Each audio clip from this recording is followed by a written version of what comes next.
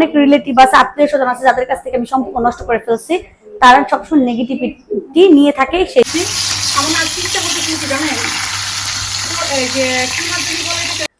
আসসালামু আলাইকুম, আর একটা নিউ ব্লগে চলে আসলাম ইউটিউবের। যারা ইউটিউবের ব্লগটা দেখতেছেন অবশ্যই সাবস্ক্রাইব করে দিবেন, ঠিক আছে? তো আজকে স্টার্ট করতেছে, আর স্কুল অফ, তো স্কুলে যাইনি আমি, 10টা পর্যন্ত ঘুমিয়েছি। এখন হলো এক সপ্তাহ কাপড় জমিয়েছি, আমি অসুস্থ ছিলাম, তো সব কাপড় আজকে বাজ করবো, রান্না বান্না করবো, বাসায় আমার বাসা ক্লিন করব, সব কাজ করবো আজকে। তো আসলে আমি কাপড় দিয়ে শুরু করলাম। আজকে নাস্তা হয়েছে আমার বাকরখানি দিয়ে চা, আর এই যে কাপড় গুছাচ্ছে এখানে। তো আজকে এখান থেকে স্টার্ট করতেছি। আর কি কি ময়লা কাপড় আছে আমার হাজবেন্ডের, এই যে ময়লা গেঞ্জি একটা হলো ভালো কাপড়ের মধ্যে রেখে দিচ্ছে, এগুলি সঙ্গে সঙ্গে গ্রাম নিয়ে নিয়ে এগুলো আবার আলাদা করতে হবে।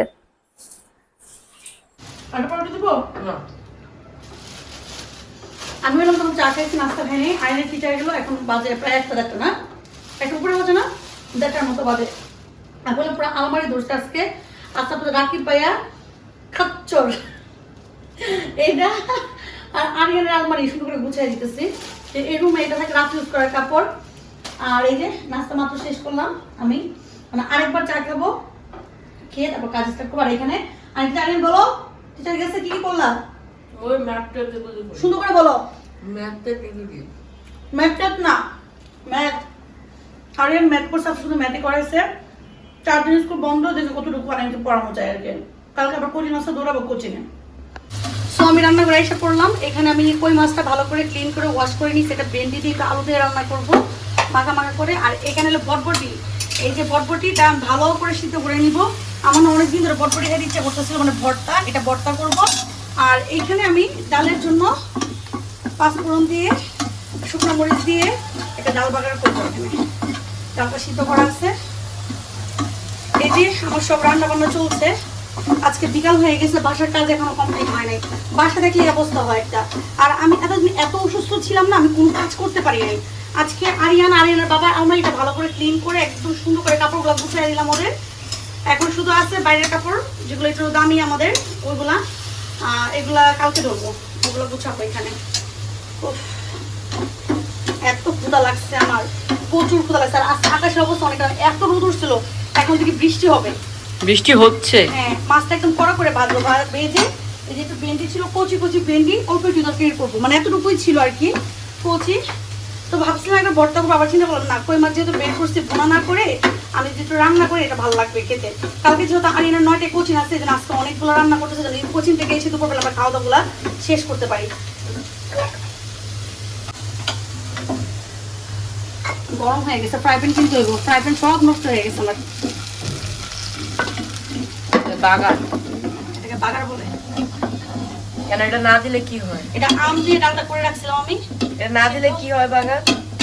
টেস্ট আসে না, একটা ফ্লেভার আসে না আর কি, আর কিছু না। এখানে মাছটা ভেজে ফেলবো। আমার কই মাছের ডান ভাজা হয়ে গেছে, কড়া করে ভেজে নিচ্ছি। আমার আর চিন্তা করতে কিন্তু জানেন, এই যে কি মাছ যদি বলে এটাকে, ও ইলিশ মাছ দিয়ে, তারপরে হইলো যে কাতলা আছে না, কাতলা কাতলা দিয়ে কত বিক্রি হয়ে গেছে, ঝুল খাই না। মানে ইলিশ মাছ খাওয়া হয়, বাট ঝুলটা খাওয়া হয় না। আমি কড়া করে ভাজবো। আর এখানে আমার মশলাটা কষানো হচ্ছে, মশলাটা কষানো হয়ে গেছে, একদম হালকা মশলা দিচ্ছি, যেহেতু আমার ভেজিটেবলসটা অনেক কম। তো এখানে কমপ্লিট। আমি এখানে দিয়ে দিব আমার ভেন্ডির কাবু। একটু টমেটো থাকলে ভালো হইতো, সুন্দর করে করতে পারতাম। এটা হালকা কষায় নিই, তারপর মাছটা দিয়ে দিতে। ফাইনালি আমার তরকারিটা একদম কমপ্লিট হয়ে গেছে, আর আমার পুরো কিচেনও পরিষ্কার হয়ে গেছে। এখানে একদম সুন্দর একটা তরকারি হয়েছে এখানে। সো সব কাজটা শেষ করে একটু খাবো।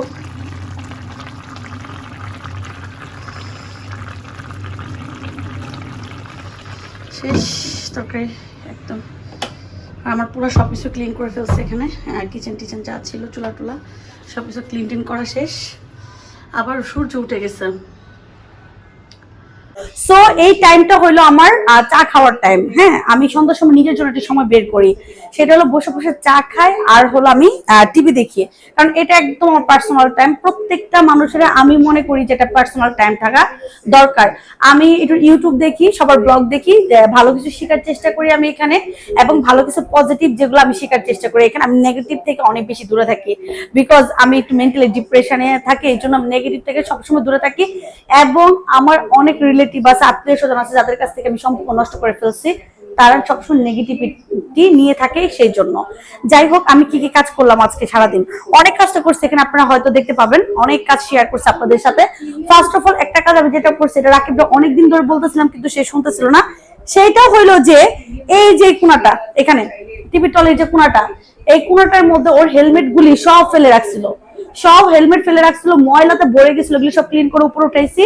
আর যে কাপড়গুলো আপনারা দেখেছেন সকালবেলা আমি গুছিয়েছি, সেই কাপড়গুলো এই যে, এটা হলো আরিয়ানের শীতের কাপড়, যেটা এখানে আমি রেখেছি। এটা আরিয়ান আর আরিয়ানের বাবার, কিন্তু আমার বেডরুমে কিন্তু আরেকটা 3 পার্টের আলমারি আছে এবং একটা ওয়ার্ড্রোব আছে ওইখানে, যে ওইখানেও কাপড় দিয়ে ভরা। মানে আপনি যত আলমারি করেন না কেন, কাপড় কমবে না, কাপড় তত বাড়বে। এখানে আরিয়ানের রাফ ইউজ করা কাপড়গুলো রেখেছি আমি, মানে বাপার ছেলে মিলে ইউজ করে এটা। এটা আপনাদের রাকিব ভাই আরেকটা কাপড় চোপড় যে রাফ ইউজ করার জন্য, আর নিচে হলো শীতের কাপড় এবং সক্স, যেগুলো ব্যাগের মধ্যে ভরে রাখছি। সো আমার আলমারিটা এখানে আমি গুছিয়ে দিলাম ওদেরকে।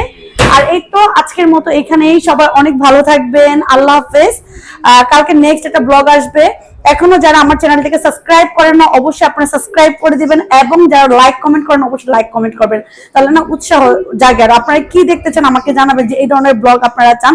আমি কিন্তু অনেক কষ্ট করে ব্লগ তৈরি করি সারাদিন, আর আমি আমার কাজগুলা, আমার ডেইলি রুটিন যে জিনিসগুলো হয় সেটা আপনার সাথে শেয়ার করার চেষ্টা করি। তো সবাই অনেক ভালো থাকবেন, আল্লাহ হাফেজ।